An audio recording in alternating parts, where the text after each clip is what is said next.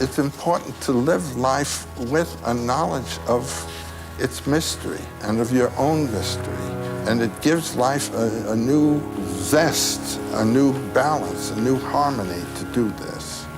When people find out what it is that's ticking in them, they get straightened out. You're listening to the Creative Rituals podcast. Welcome back to the Creative Rituals podcast. My guest today is Maia Dal Berger. Now, Maia is a creative phenomenon and a wonderfully close friend of mine. She lends her hand to so many things. She's a creative director, a filmmaker, an editor, artist educator, DJ, musician, event promoter, and one of the founders of Honey Trap Sound System, an all-female-led, community-driven vibe unit that constantly lays waste to Sydney venues and installations. There's so many cool things that we can talk about with Maia, but what I'm finding is that with the Creative Rituals podcast, it's best to latch onto one particular discipline and hone in on that. And the discipline we will discuss today is one close to both of our hearts, the psychology of the edit. When I'm instructing filmmaking, what I find is that one of the hardest things for students to get their heads around is editing. The software in itself can be quite tricky to negotiate. And then once you get past that, there's about 200 different variables that can go into the craft of a good cut. Everything from timing, pacing, context, brevity, length, mood, tone, shot choice. There's such a vast array of elements in editing. Editing is a perfect skill set in my view, and it's one of the most magical skills a creative can learn because it's literally where the magic is created in most forms of media. Editing is the secret sleight of hand that pulls the whole thing together. This episode is for anyone who has touched an editing system before. From novice to master, I think everyone will find something good in here. So, without any further bollocks from me, let's jump into our chat with the fantastic, multi-talented, and endlessly radiant Maia Dal Berger.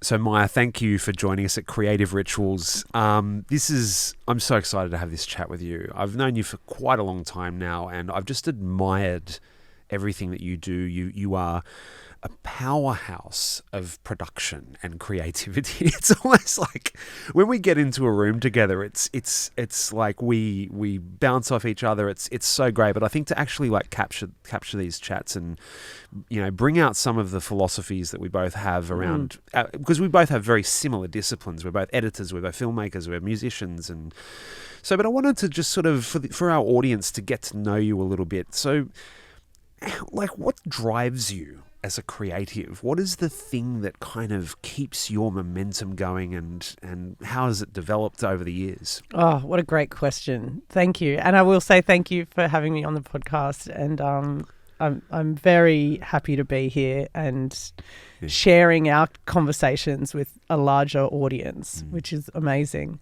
What drives me? Well, it's connection. I would say 100% connection. It's people. 100% people, having conversations with you, doing video work, doing editing. It's always surrounded by the person-to-person connection that I can get in working in the arts that keeps me going and just enlivens my soul. What is it about it? Like when you're connecting people, like are you seeing people as they develop? Like what is the thing there? What are these specific things that drive you there? Well, it's an interesting phenomenon when you're in the creative space with people because there's no answer, but things can work or they don't work, and sometimes you're a little bit like a headless chook and you don't really know what's going on.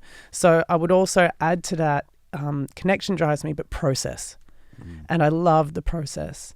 And I hate the process. It's a love-hate relationship. Yeah, there's that part of the process where you're like, what have I done? This is awful. Everything's falling apart. This is too hard. And everything I do is crap. And then somehow the next stage of that process you get through and you have a whole different look and outlook at it. And I love that part of I love the process, the process and trusting in the process. Well, that's the way that the brain develops, and part of what I'm doing with the Creative Rituals podcast and Creative Rituals in general is to sort of show people that the process is a form of rewiring your brain. So actually doing the thing over and over again, which is my first creative ritual. Do the same shit over and over again. And you go through that loop that you were talking about there, where you go, I've started this. Oh, this feels good. Oh, I don't like this. Oh, this sucks. Oh, I hate myself. Oh, this is shit. Oh, I'm shit. And then you go, oh no, this is actually all right. Right?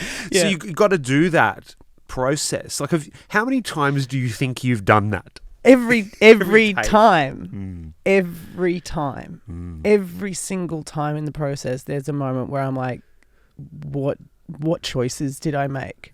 And I think that this goes back into, you know, working with video and working with multiple people and facilitating other creatives to come in on your projects, which filmmaking is a collaborative process. Then there's so many things that happen on the shoot that you just can't plan for, and you're making decisions in the moment, and then you get in the edit, and this is where the punishment is. It is punishing editing sometimes, and like I said, I hate it and I love it, but that punishment, you know, it's that self-punishment, and it is meditative in a way, because every time it happens and every time you just have to go, no, this is just that stage where I hate it, and there will be another stage. I think in this episode, it's going to be maybe 2 or 3 mini episodes in one episode. There's a bunch of topics that we need to get across. And I think let's move into editing right now, if we're sort of going into the editing thing. So I think the meat on the bone is biggest for both of us because we're both editors. And when I've done teaching with students in filmmaking, editing is the one thing that trips people up, because there is such an enormous process involved with actually cutting things. It's the technical thing. You've got to know your software. So when I see a student that's never used an piece of editing software before, like they get overwhelmed. You can see their brain smoking out of their ears. You know, they're going, oh, I can't do this. So I think the editing process is it's loaded with so much psychology, and in some senses it's really where a film happens. Like, I mean, obviously the shooting and all and everything, all the elements that you need to capture are one thing, but the editing is the process where you are working the magic. What's your take on editing? Like, why do you love and hate editing? Well, I suppose there was something in what you just said that made me go, aha, yes, that's it. It's very closest to the mind and understanding the mind and processes of the mind. You know, look, I'm not a specialist, I'm not a neurologist, and I haven't done my research, but to talk about it today, but there is a lot of research. I don't know if you watch that Huberman Lab podcast. It's the biggest podcast at the moment, and he is actually an eye doctor and neurologist. And a lot of the times when he's talking about dopamine and the sense of time, time flies when you're having fun, it all works with these functions of blinking and certain blinks. You know, we'll go into talking about dopamine and ADHD and all this stuff later, but there is this interesting thing that happens where the edit is the blink of the eye, you know, Walter Murch's famous book, In the Blink of the Eye, you know, and what we are talking about is the processes of the eye looking and reflecting back and understanding meaning and then creating emotion and then going back into the eye. And so those processes, they're really the simulacra of our, of our brain. That's a great word, simulacra. So for those who don't know what simulacra or simulacrum is, when you're looking at the philosophy of film, or the psychology of film. Essentially, a film is an illusionary process. And when you look at Plato's cave, Plato's allegory of the cave, which he would talk to Socrates and say, imagine there was a set of people that were chained to a wall and they couldn't move, and the only thing that they could see was light reflecting from a light source and people making animal shapes. And if you took those people away from there, they wouldn't believe that reality is reality. So he was talking about filmmaking. Yes. In 2500 BC. 100%. Right. So 100%. there is a psychology. There's also the concept known as the artifice, which is, a film is an artificial process. And part of what we're doing as editors is we're concealing the artifice. When you're watching something that's bad editing, you're aware that you're watching something. You're aware of the edit. Aware of the edit. Rarely, yeah. It's an interesting phenomenon with editing. If you've edited it well, then you disappear. Yeah. As an editor, your craft is invisible. Yeah. And that requires so many different processes of innate understanding. And I think in some ways, editing is almost entirely intuitive. You can teach people the technical fundamentals of how to use the software, but the rhythm and the process and I guess the feel of an edit is intrinsic to the editor. How do you think you've developed that instinctual process? Well, I would disagree. Okay, let's go there. I would disagree. I think that it's easy for people to say, it's an instinctual process and it can't be learned, but it can be learned. Of course, yeah. I do think that there is an instinctual nature to it, like music. Such as music, there's this feeling or this emotion that comes out, and every editor will do it differently. That is a truth. You have a billion gazillion options that it could take, and every editor would edit it very, very, very differently. So in that way, it is instinctual and it feels instinctual, but there are some pretty grounded theories and techniques in symbology. Yep. 1 + 1 = 3, in the bringing of two things together, the idea of juxtaposition. What is this one here, 1 + 1 = 3? Well, the idea of you've got two shots, yeah, and when you put them together, then they don't equal two, they equal something greater. They equal a third thing, which creates a new meaning. Right. And so there are some symbols that are symbols. Everyone, when you see something, maybe culturally sometimes it's a bit different, but darkness is darkness, lightness is lightness.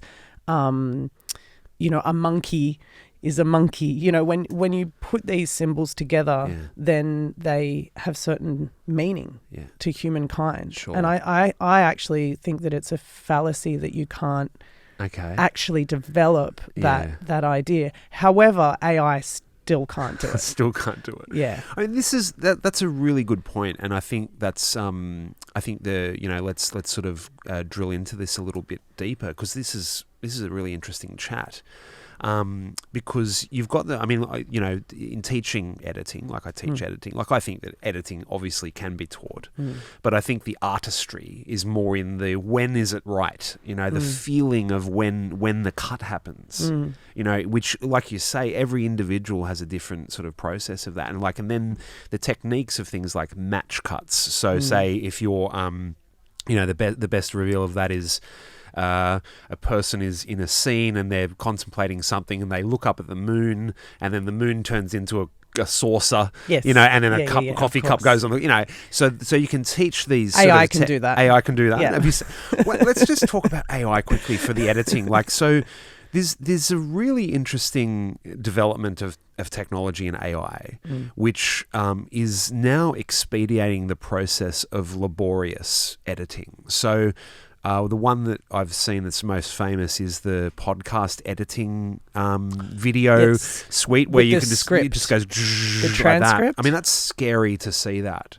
still not seamless. And in many senses, it just does mirror a human process, which is printing out a transcript, a paper edit. Yeah. You know, it's not unusual to do a paper edit. Yeah. And so you're still editing. Yeah. It's cutting. Cutting. So I think you're talking about the one where you have the transcript and then you cut the transcript up and then it cuts the video. No, it sort of listens to when the next person is talking and will make a cut. Like, so say if I ran this through the AI, right now the AI would cut this part and then it would cut to you. But that sounds awful. It's crazy.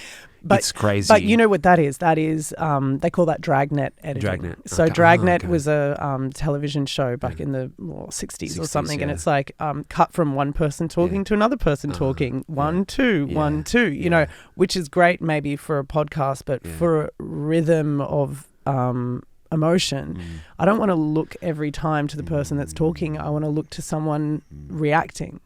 So they have this. Do you mind if I... Go for it. Yeah, sorry, I'm going off. Let's go. We do this thing in my editing classes that Karen Perlman, actually, she was the writer of Cutting Rhythms, and this is her little technique that I'm now putting out to the world. Okay. She'll get a ball of energy, let's say it's a basketball or something, and then, you know, you'll have a couple of people. And hang on, so this is a fictitious ball. Yeah, this is like an energy ball. Fictitious ball, yeah. Right. And so I've got the energy ball, and then I throw it. Yeah. And then you would catch it. Yeah. And so in the room where if you have an audience and people are watching, then your head turns and looks where the energy's been thrown. Sure. You don't want to keep looking at the person that's empty-handed of the energy.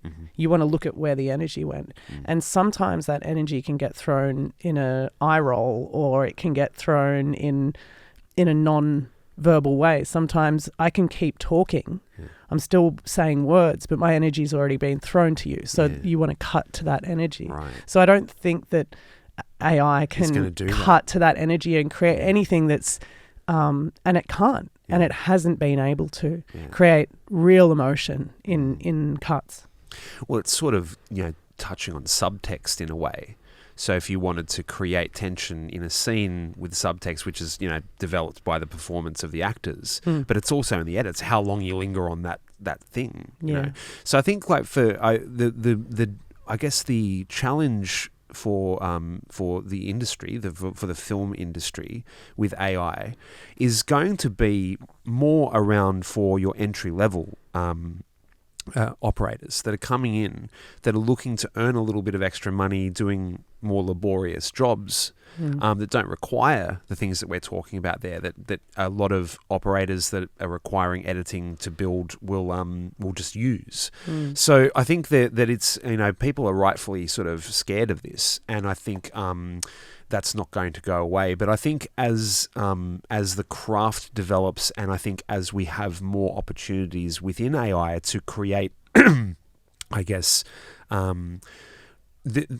think the role of an editor is going to change in the next 5 years. Yes. What an editor actually will be a composite of image generation, music selection, cutting, meaning creation. And I think as AI tools develop, especially in video, with things like Runway, where you can now create your own stock footage inside an AI system, I think that these sort of specialized services of editing are going to probably fall away. And as we were talking about before, like this idea of like a generalist versus a specialist, you're a generalist. Do you think that that's an advantage to have that? Or would you, I mean, if you could run your path again, would you go, I would have preferred to have microfixated on one thing? Like, I did kind of microfixate. I microfixated on editing. On editing, yeah. And that was, it was a practical, it was a practical choice because filmmaking didn't come easily to me. It wasn't innate. It, you know, I did a film in year 12, I think, and I remember that one, the train, the one on the train. That was in was a different one. Time-based art. That was a time-based art. I'm a time-based artist. I love that. I'm a time-based artist. Yeah. I make videos. It was at COFA, College of Fine Arts. But no, the the first film I ever made, I was probably about 15, and it was really bad. Yeah. And it was significantly worse than a lot of the people my age that had made a film for that subject. Right. How'd that feel? Well, whatever. Yeah. It was just kind of seemed to be a bunch of music videos mushed together, and the story wasn't there. The feeling and the connection with the characters, and so I chose to go into editing probably because of an innate understanding that I had to organize my mind and organize my shit. Interesting. I had to find a process. Yeah. I got very I started getting really flustered. Yeah. I'd get bigger and bigger jobs, and then I'd not know how to handle it. And that was the tools that editing gave me, and it gave me a really innate understanding of the whole framework of filmmaking. Yes, I'm probably more of a director from a personality sense, but the editing was the skill. You need to be skilled. There are certain skills, and that has really helped me through my entire career. Do you have any baseline protocols when you're editing? Like, what are your creative rituals around editing? Do you have things that you set up as part of your workflow before you even go into anything, whether you're doing a documentary, a music video, or is it more specific to the project?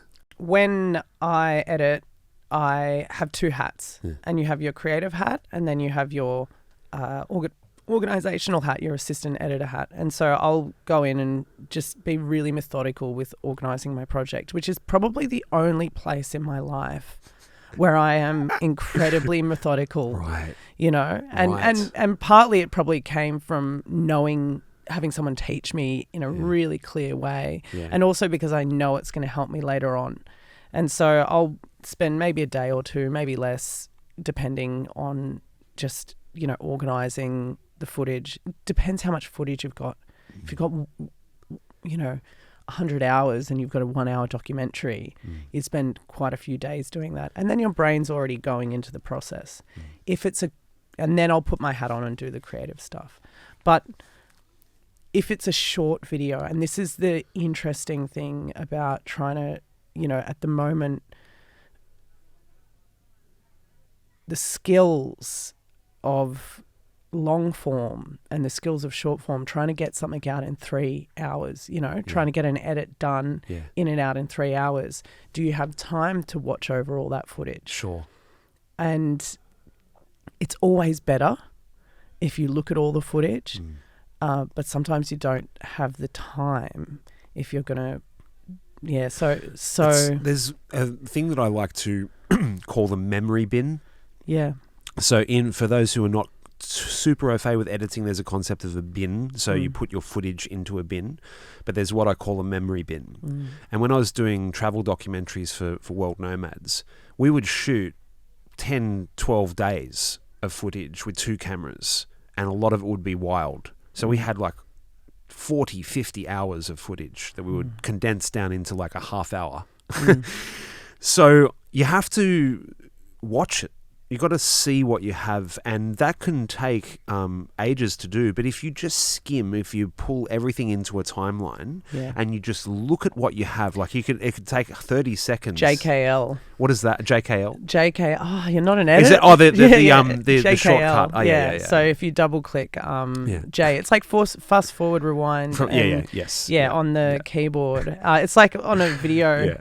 Yeah, on a video player. That's on in Adobe Premiere. Yeah, if you double click the L, then it'll go triple through. speed. Yeah, and sometimes you can listen to interviews at like quadruple speed. But, I do think that there's something great in the AI of taking some of that that away, especially with interviews in a way. But you're still not going to get those nice little moments in a transcript where you see someone get embarrassed or have an interesting look.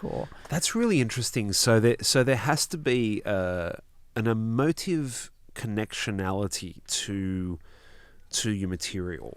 There has to be some form of symbiotic relationship with what you have before you cut. Yeah, it's an empathy, and I believe that there has been some studies, but I'm not I don't want to quote them, but they talk about those kind of mirror neurons, which I have also been told that that's a lie. So I'm just trying to go.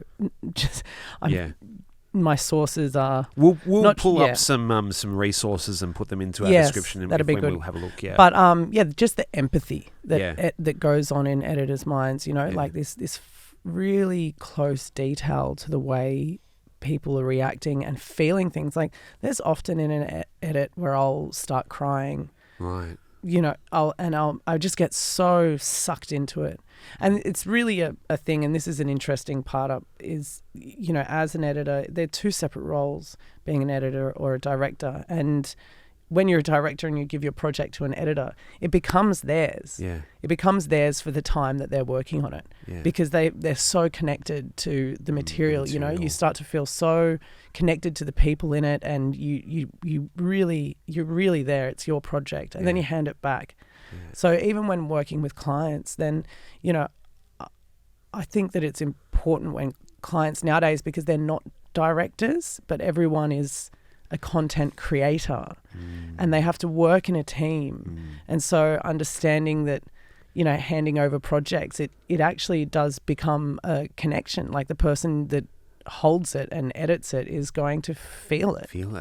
Well, I mean, that's one of the other interesting things about the filmmaking process too, in the sense that this is a really interesting dichotomy, because you have the editor is not on set.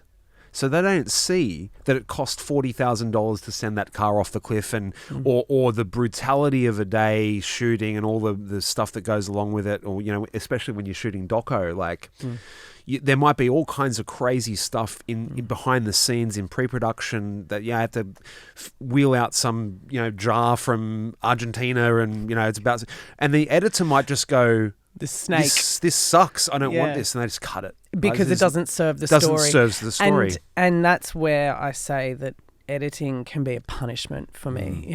It's punishing filming and editing your own stuff sometimes, because you have to get rid of it, but you don't know whether you have. It's a very hard thing. Do you sort of delineate your brain in, like when you were saying that you have like the two brains? I want to go into this a little more, because I think everyone who does, I guess, an all-rounder sort of process where, and there's a lot of operators now that do this, where they're shooters, they're editors. Are there any tips that you have in terms of being able to separate those two? Do you have to do anything? Do you have to go through any process to separate the mind, or do you just sort of jump in? I think sleeping. Right. Sleeping on it can really help. Yeah. Just getting one night's sleep between to have that distance. Yeah. You give yourself that mental ability to separate. Fresh eyes. So sleeping, and I have a music cue.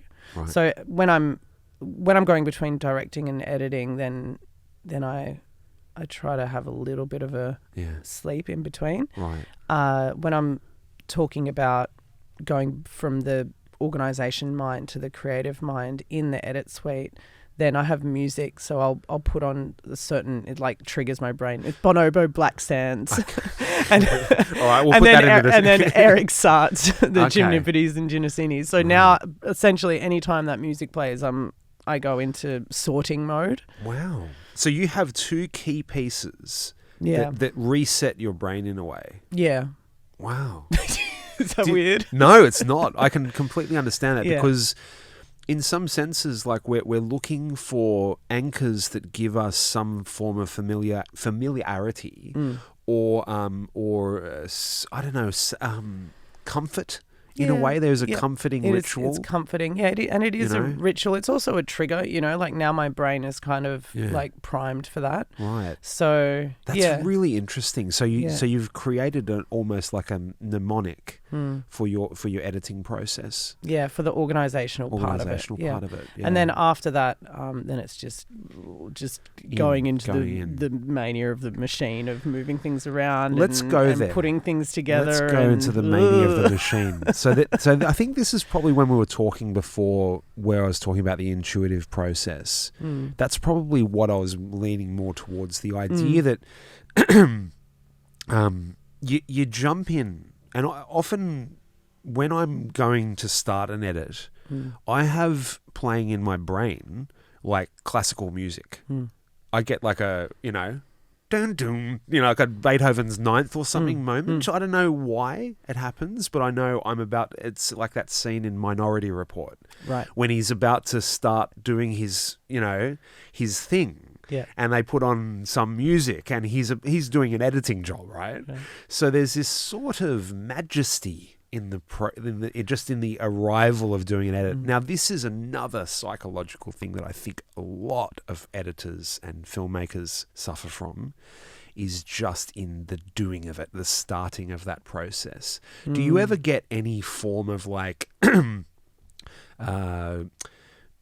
paralysis, like when you're arriving at an edit? What can you talk us through that? Definitely. What happens there? Yeah, I mean, when you ask like, how do I separate the two projects from director to editing? I mean, part of that separation is I was thinking in my head, I really don't have a good way of doing it, because I definitely do sometimes put it off for a bit too long.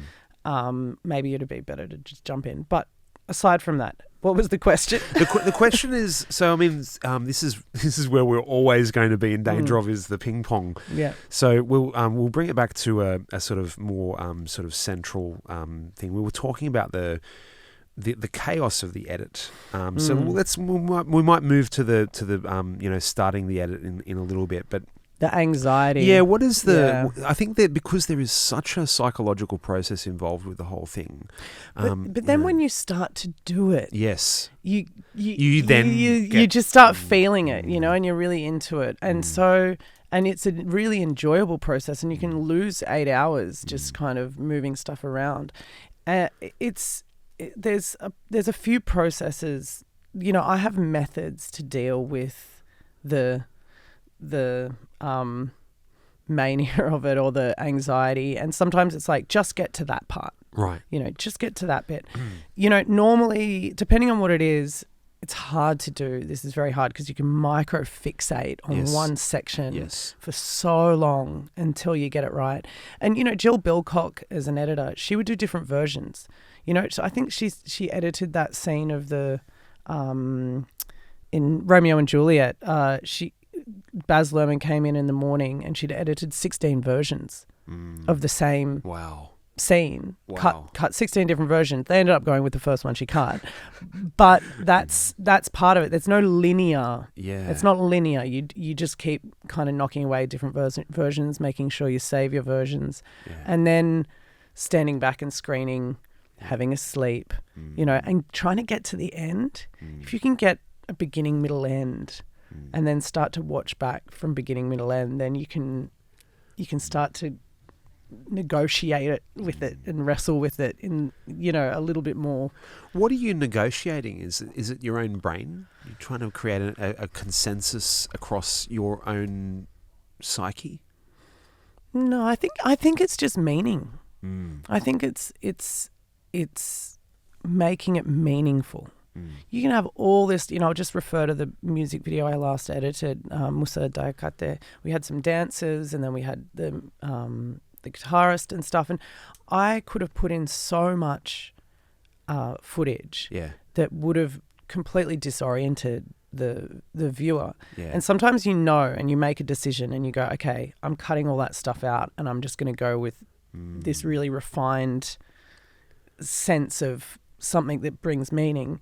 And then you kind of change your mind. You're like, maybe that wasn't the right decision. Maybe I could put some of that footage, because it's so much.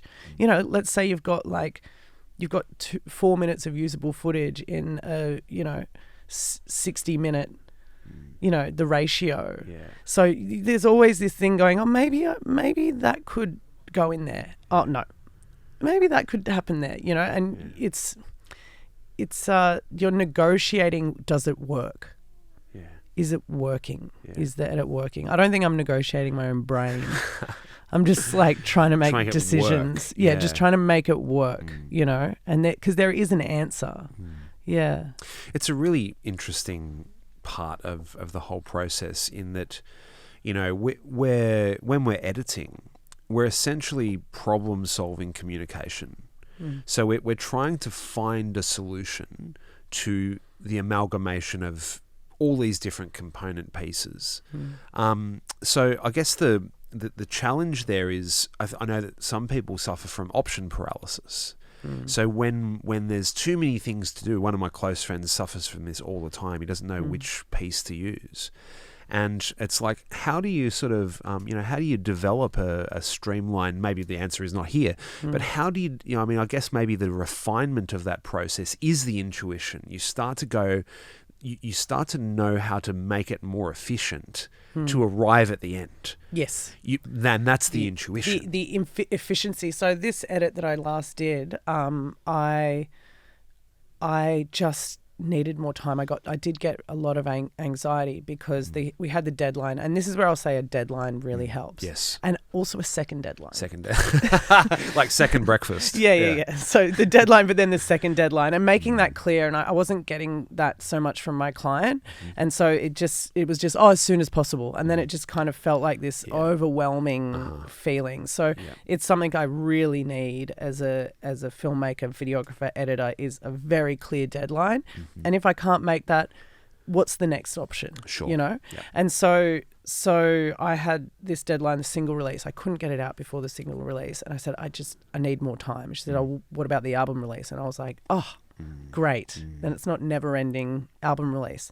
And it was so interesting because the time I needed, I didn't do anything for 2 weeks. Wow. I did not do any editing at all for 2 weeks. And it's kind of in the back of my head, sitting there driving to the mountains, like 2 days left on the deadline, the song came on the radio. I'm like, yes, I know. And then I went in on a Saturday morning, three hours max, and then it's done, like clear. More time is not necessarily more time in there moving things around, making lots of decisions. More time might be more sleeps. Yeah. I think that we're touching on something that so many people feel. And I think one concept I want to introduce to the audience is something that I bang on a lot about with time. And that's the ancient Greek interpretation of time. So you have, the Greeks had two forms of time. They have chronos time, chronological time, i.e. the deadline is next week. So chronological time is always set in stone. But then there's another time, which is called kairos or kairos time, which means time of its own accord, when the time is right. And I think one of the things that we struggle with as editors is sometimes your brain has to be in the right mood to do the edit. And I think one of the things with the paralysis, when I've suffered the same thing as you all the time, when I've got an edit that needs to be done, I know it needs to be done, and I'm doing all kinds of other shit. I mean, we're both sitting here, we've both got ADHD. That's going to be an interesting, element to the mix. But I find that when I go, okay, now it's on, and you just go bang, and then it takes me 1 hour to Efficiency. do it. Efficiency, yeah. So it's like, that's the thing that I'm still struggling with, to try and find out that how do we build that into our efficiency stack, so that we're not, because that's stressful as well. It is a little bit stressful. Every time we have that inkling, I've got to do this piece of work, it's a form of stress, and you add 14 on top of that, And that does come with the knowledge of the process. So, even just things like this, talking with your contemporaries, talking with your colleagues, this is where it goes back to the first thing I said, which is connection. When you're having discussions with people about your process and about how you work, then you start to realize, you do it like that too. And you start to realize you're not doing something strange and weird and sitting there with that anxiety. Actually, what you're doing is part of the process that we all have to go through. Right. And so just talking about what you said about making that efficient, of put time, putting things away. I mean, there's different ways. That's why I like long form, prefer to edit long form things, because you can do a chunk and then put that away, and then you can move on to another chunk. So it's actually much more efficient in some ways. I find that editing a 1 hour documentary, you could do that in 3 weeks, but you could spend 3 weeks on a 5-minute 5-minute piece. video. Yeah. Because on a 1 hour one, you've got lots of 5-minute videos that you're editing a little bit and then moving on and going to something else. So you're forgetting about them and then coming back to them in time. Yeah. And over the space of 3 weeks, so it kind of comes together quite nicely. Yeah. So maybe multiple projects, Right. talking with people, having a director in the room. Oh my God, it's just so much easier. Liberating. Yeah, it's liberating. They can be like, "Yep, that's great. Nah, that's shit. Love that. It's great." How important is it in terms of, this is a big topic, big topic, music. So how important is, let's say not how important, but what is your process when you're needing to find music for an edit? Like what is your, what's your protocol? Do you find cues before what do you do? I'm very particular about music. So first of all, I rarely, if never, if I can, edit with a piece of music laid down before I've cut. So we're the opposite. Yeah. We're the complete opposite. However, I will say that I don't think you can do that for short things, but you can't do it in the long run. If you're going to make a documentary or something, maybe you can. I don't know. Look, I'm a little bit anti it because it's like having a fork stuck in your back and directed around with the rhythm. Sure. Whereas there are intrinsic rhythms in what people say. There's intrinsic rhythms in meaning, in cuts, in your own cuts. And so you'll find that if you edit something quite well, then you go out and choose a piece of music and drop it in, and it'll fit the thing. The cues will line up perfectly. Which is why it's such a crucial element when we're doing client work. And this is a course that I'm just about to release, which is called The Art of Music Direction. And this is a little bit of a bit of a plug, but I find that there's so many problems with music with clients, and if you've constructed an edit and you've chosen a piece of music, and then the client goes, "Oh, we didn't like the music," and you've made all your cuts to that, to the music. Now we also try and avoid things. For those who don't know what a Mickey Mouse cut is, it's like when you're doing anyone who gets into editing for the first time, they start off by doing Mickey Mouse cuts, which is basically you're cutting to the beat of a music. So it's quite. It comes from. I wonder. It comes from. It's a composer term that comes from. Beep, boop, beep, boop, beep, boop. Like if you've got someone running, then you play the running music or something like that, as opposed to a leitmotif, which is the German word for, I don't know, leitmotif. It's when you've got a character that has a song that's associated with them. Right. So like for me, Larry David. Oh, really? The Curb Your Enthusiasm theme. Right. Right. That's Larry David. Right? Okay. Yeah. I think I'm more talking about like, if you're talking about really cinema, then it would be, say, a woman. She has the characteristics in the story of love and tenderness and like this is the mother archetype, right? So every time there's a thought of her. Right. Sometimes, or if there's a theme that's bringing in. I think Game of Thrones was a very good example of how people got really nerdy with predicting the storyline from the music composition. They said, they're bringing in the Daenerys theme. Yeah. It must be her, it's very... Anyways. I didn't realise that they were doing that. There was all kinds of Poindexters that were analysing the music. To see what was happening. Yeah. But I think, how do I work? What's my process with music? I go for the feeling. Right.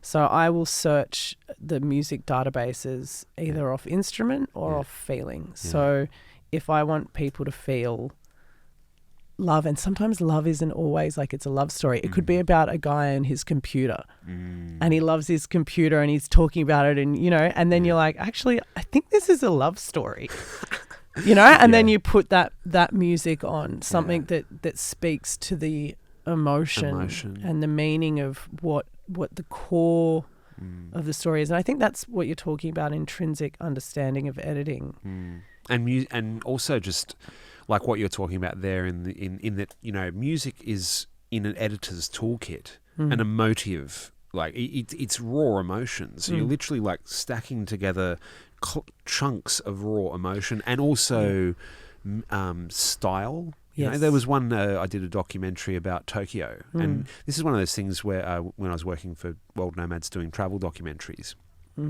before I went, I'd never been to Tokyo, and I had these kind of conceptions of what Tokyo is, and then you get there and it's completely different to what you think it is. Like I thought it was going to, you know, that cliched kind of crazy Japan, and you get there and it is super sophisticated, and everything's so elegant.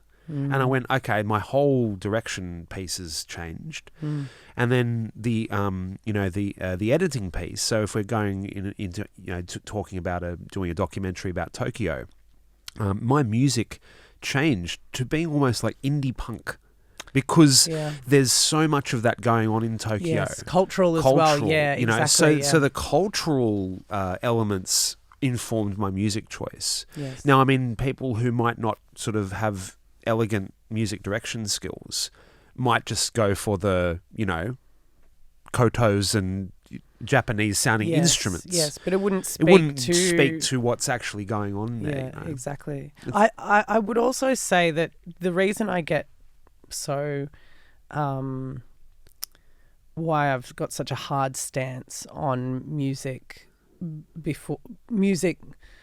after you've cut, or at least cut a little bit, is because my editing is, I am not an intrinsically good editor. Yeah. I'm not actually intrinsically that good at anything. I had to learn how to do everything. You're so humble. We have to learn how to do things, you know. Yeah. And it was a really long struggle. And that's partly why I might be a pretty half-decent editing teacher, is because I did have to struggle over every little thing.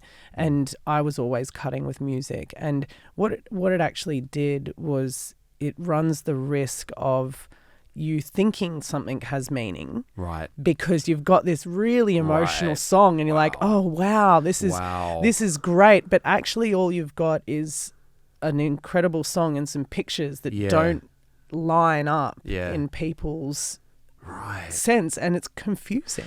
This is fascinating, because it's talking to this idea of all the components creating something larger than what it is. Like the 1 + 1 = 3 is really exactly, cool. And it just stacks and stacks and stacks. And I think one of the things that people struggle with when they're first starting out with editing is this. It is exactly what you're talking about, where we're thinking that we are creating meaning because we're using archetypal forces, but we're not able to see the weight of the content. We might not see it when we first start out, but as we develop, this is why the first creative ritual is do the same thing over and over again, because you drop into the weight of something, and you realize the emotional integrity. I think when something is not crafted well, it doesn't have emotional integrity. So I mean, what you're touching on there is the super fine layer of like where skill turns into art. Yeah, and there's a maturity. There's a real maturity to being able to differentiate between something that you're making and you see meaning in, and something that an audience can actually feel meaning in. They are separate things, and just because you understand what you're trying to say doesn't necessarily mean that the whole of the world. And you know, I would just say that I don't want to badmouth I think I would love to talk about how just the media at the moment and this crazy onset of TikTok videos and YouTube and just how video is so intensely digested now, but not digested at all. And what does it mean? Well, this is where the word content, I hate. I hate the word content because it speaks to product, right? So it's essentially saying that if you're a content creator, you're producing a product which is for consumption. Now, we're always doing that anyway, if we're artists or creators or what have you. But the way that the mechanisms have constructed the way that media needs to be produced. So YouTube dictates how people create content by their algorithm. So when they've changed their algorithm a while back, they changed their algorithm to favor creators that made videos longer than 10 minutes. So you might have a creator that has a piece of content that is literally 30 seconds of what the actual thing they're trying to communicate is, but they have to pad it out to 10 minutes to actually get served on YouTube. So, and it's the same with Google as well. So Google with the blogs, food blogs. So that's why recipes started to have these long ambling stories about butter, and every time I get a recipe, that's SEO. There's a huge thing, right? Yeah. So this is one of my big bugbears with the tech world, and how the techification of media, because it used to be the entertainment industry, now it's the tech industry. Netflix is a technology platform. It's not an entertainment company. The entertainment is just the fodder, but their product is the algorithm.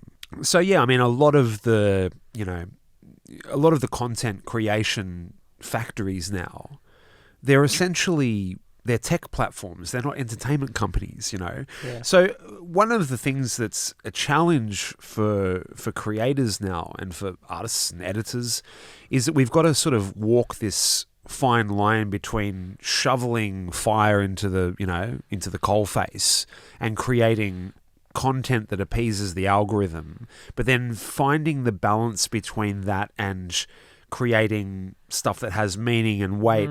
What do you do to sort of go balancing out what the client wants and what YouTube wants, and creating something that's got weight, got meaning to it? Yeah. I mean, it is the question. And I think it's the question that a lot of creatives, whether you're making video, whether you're an artist, whether you're even a business, how do you navigate selling your own soul to the machine, to the algorithm? God. But that's what it is. It is. And this is where we get into the crux of this, where now video is so ubiquitous.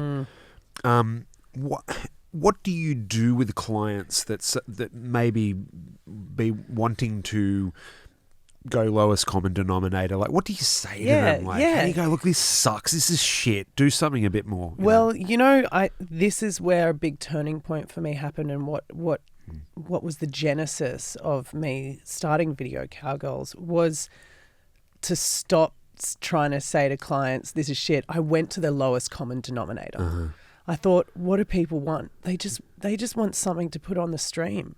I don't think people really want anything that's that meaningful. But that's something that I can do, and that I intrinsically do. And the people that are on the team will intrinsically do because of the editor. Because when you're editing, and because when you've got someone that cares about your project, then that person realizes that they can care about their video as well. This is so interesting, and it's so hard to quantify. And it's one of the things that I struggle, it's a challenge with clients sometimes that want to just have this lowest common denominator. What are some of the things that you directly say to clients in terms of when they're putting together something that might be, okay, I want to just go for the views, or go for this? Like, what do you say to them in terms of bringing them around to going, let's have something with a bit more weight, bit more meaning? Well, I guess what the Video Cowgirl thing is what the way that I've dealt with that dilemma is by dividing the practices and dividing the kind of the spreadsheet of what services you can provide. Like, I can go in as a cowboy, we shoot some stuff, dump it with you. Go in, shoot some stuff, edit it, done 6-hour turnaround, plumber coming in, give you whatever, you know. So it's almost like you're a you're doing janitorial work or utilitarian work. Yes, exactly. And if the client wants that, you just give it to them. Yeah, exactly, and that's what you want. But then also, as they start to work with you as a creative, you know, the editor's saloon. That's what that's what I've called it. Of the you know, the cowgirl thing. And you know, keeping it within the cowgirl. Yeah. I mean, I'm a creative. I'm still, you know, all for the gimmicks. Barn doors and stuff. Horse shit on the floor. Spittoons. So, you know, the editor's saloon. Yeah. You know, and this is where I'm bringing in editing into the idea of what an editor really is. It's someone that connects with your story. Yeah, sure. And so in that editor's saloon, if you want to pay for consultations, or if you want to pay to talk about your project, or if you want to pay to have someone care about your project, then that would be time in the editor's saloon. Right. And that's where... Yeah. That's when it happens. This is where you have that emotionality. Yes. And I think this is the one thing that as video becomes far more ubiquitous and everyone is now creating video content, but I'm still finding that so many people have problems with editing. Editing is the one thing that really trips people up, and there's no real easy solution to it. AI is not going to solve it. AI is probably going to solve maybe 15% of the editing dilemma. And as you know, creative professionals, we are in the business of solving dilemmas, right? So if you've got a communication problem, right? So if a client has a message they want to get out, that is a problem, right? That is a problem that requires a solution. And what we're in the business of doing as editors is being able to work out a solution that has substance and that has connectability. So I think like with the actual, you know, process itself of editing, we're moving into, I guess, you know, like we was talking about with TikTok, YouTube, that sort of stuff. A lot of people are becoming highly skilled at the process of being able to actually engineer. Like I see Zoomers now, like they're absolute video wizards now. Yes. So we've got this. I mean, we're sort of in you know, sort of millennial. I'm a zennial. You're a millennial, but we've got this kind of new wave of people arriving. Like, What are you seeing that's inspiring you in these sort of spaces? Oh, there's a lot that's actually inspiring me. I mean, I don't want to go too hard into giving away all my secrets, but the iPhone Pro Max 14, it's just blown my mind. It is now, you know, I have been filming for like 15 years and that phone camera has just made... It's got 4 condenser microphones. It's got 3 lenses. It shoots in ProRes. It's got 4 condenser microphones on it. It shoots in ProRes. Wow. And you can push it and you can do a lot of things in the grade with it. It's just, you know, as a tool, it's now just made being a cowgirl so much more easy. You know, that's like, your rig now. Yeah. you don't even need to clean your, you know, I mean, you know, I don't know how I can make an analogy that goes with cowgirls and cowboys, but it's like you're it's like you got a revolver. It's like your revolver. Your revolver in your pocket. Yeah, exactly. Yeah. So I mean, like with people that are moving into the space and developing their skill sets and you know, becoming editors. Yeah. I mean, what are the things that you think are the most important things to sort of say to someone who wants to get into editing and wants to develop their own creative disciplines and their own rituals around things? What's your keys? Oh gosh. Well, you know, I'll start with connection, collaboration. You know, I think it is the most important. What you can learn from another editor, I really, and not just what you can learn from another editor, what you can learn from another professional, another filmmaker, another artist. You know, you run out of ideas as a filmmaker. Yeah. Sometimes you just have a cap and you're on a shoot and you've got a cap on your idea. In the edit suite, you've got a cap on your idea. And so you can only make it look a certain way for a certain amount of time until you need fresh eyes, fresh blood. You need to see someone else doing something and go, oh, that's cool. Yeah. You know, it's just to expand, you know, the expansion of your, of my artistic journey has come entirely from the learning from other people and being around other people making stuff. Yeah. I totally agree with that. And I think like as filmmakers, as editors, I mean, we're we're in the humanities, right? This is we're in the communication of anthropology in a way, and I always relate it back to we need to have emotional intelligence, and the way that you develop that is by hanging around with people and doing things together. Certainly, we can operate in silos, but it's never any fun. I always do my best editing when there's someone in the room with me. Yes, me too. If I'm left by my own devices, sometimes I it's like, as a dude, like going to the toilet next to some guy, right? It's like sometimes you can't go, you get stage fright. Yeah. But generally I can usually be fine. But it energizes me. If I have someone in the room with me and I'm bouncing off their ideas and stuff, then that's really good. I agree with that 100%. Yeah. It is so. It's not always great. feasible, but but it's so efficient and it's so great having someone breathing down your neck, telling well, in another way, there's not just it's breath down the neck, but then there's also oxygen in the room, right? Exactly. And I think that ability to get out of your head, because the editing process is psychotic in a way. Like there's this, you're creating things out of fragments. So you have to like give yourself air, or sometimes it can be having someone give you air, giving you the oxygen there. Yeah. For people who don't have anyone in the room, what are some of your things, to sort of help you get out of ruts, or there might be things that I'm watching things on other devices, so exporting and then going somewhere else and watching them, whether you go put it on your phone or whether you put it on a projector or at work, or giving it a different physical space. different physical space. And you know what, that can also work, just complete side note, for when you're brainstorming ideas. If you're sitting here in quiet in your room writing notes, and then you go into a busy cafe, it's going to generate different things, content. Your brain's going to be kind of activated in a different way. One thing I needed to ask you quickly, because we said about this is completely removed from editing, but it was geopsychology. Oh, psychogeography. Psychogeography. Now, this, can you just? I mean, this is like a little side quest, a little bumper piece for this episode. I mean, this episode's been about editing, but I was really interested in what you were talking about with psychogeography, because I think that our place, where we are when we're doing something creative, changes our brain. Yeah. Can you explain a bit about what that is? Well, okay. I'm not yet a scholar in psychogeography. You don't need to be, but we can talk about it generally. I dabbled into it, and a lot of it was me thinking about my hometown, which is Sydney, and how things change so quickly. The buildings, the sidewalks, the parks, like everything just shifts and moves with such speed.